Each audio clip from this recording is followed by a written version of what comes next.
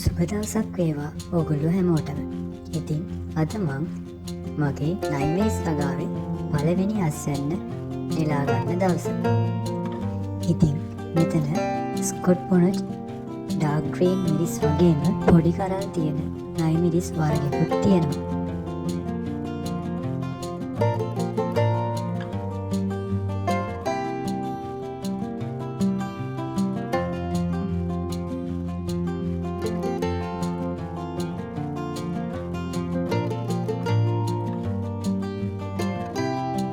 මේ තියෙන්නේ Scott bonnet dark green මිරිස් ප්‍රභේදය.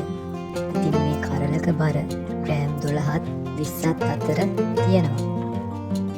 ඉතින් ඕගොල්ලොත් නයි මිරිස් වවන කෙනෙක් නම් එහෙම නැත්තම් නයි මිරිස් වවන්න පටන් ගන්න හිතන් ඉන්න කෙනෙක් නම් අපේ channel එකත් එක්ක එකතු වෙලා ඉන්න.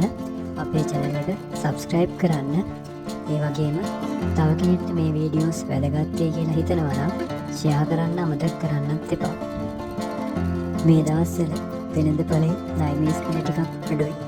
ඒ හින්දා ඕගොල්ලන්ට මේක සෝස් එකක් විදිහට හරි ඩිහයිඩ්‍රේට් කරලා නයි මිරිස් කුඩු විදිහට හරි විකුණන්න පුළුවන් නම් ඕගොල්ලන්ට හොඳ ලාභයක් ගන්න පුළුවන්.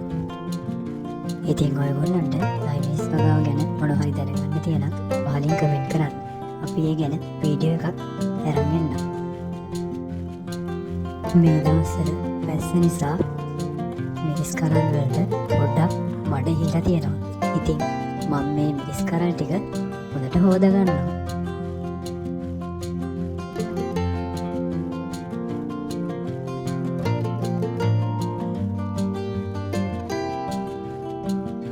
ඊට පස්සේ මේ ටික අවුවේ ටිකක් වේලා ගන්නවා.